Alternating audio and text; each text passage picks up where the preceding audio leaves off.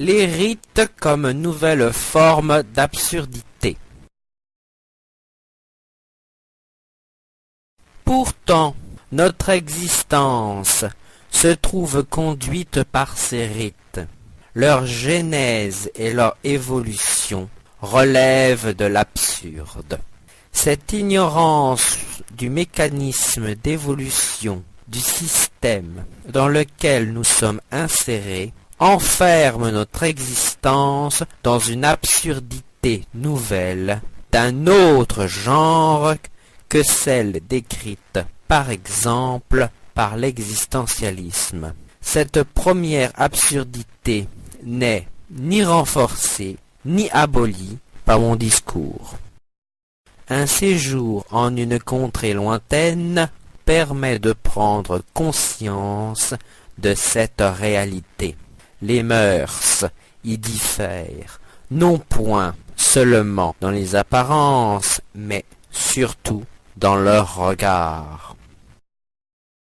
Omniprésence des rites dans notre conscience. Les rites construisent l'intégralité de nos activités mentales et donc de nos existences.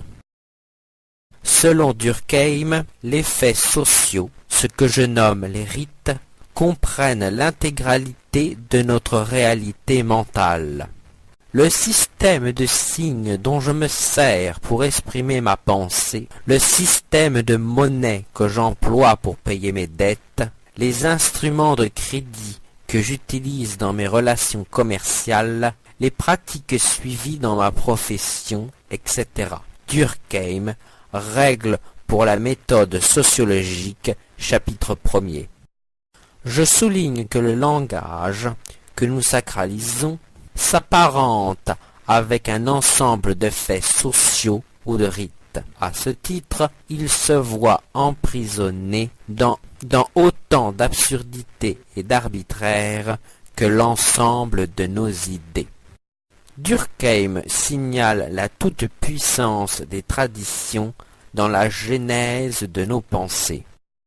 On conçoit, en effet, que, puisque la société dépasse infiniment l'individu dans le temps comme dans l'espace, elle soit en état de lui imposer les manières d'agir et de penser qu'elle a consacrées de son autorité.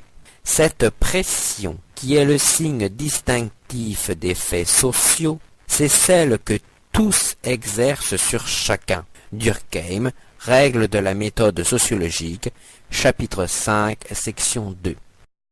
Durkheim indique que les rites nous sont imposés par notre naissance et non par un choix conscient. Par suite de ma naissance, je suis obligatoirement rattaché à un peuple déterminé.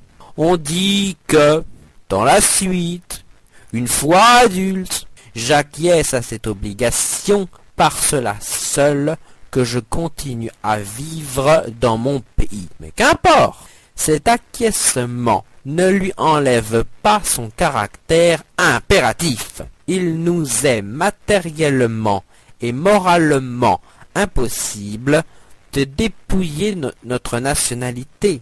Un tel changement passe même généralement pour une apostasie. Je n'ai pas voulu l'éducation que j'ai reçue. Or, c'est elle qui, plus que toute autre cause, me fixe au sol natal. Durkheim, Règles de la méthode sociologique, chapitre 5, section 3.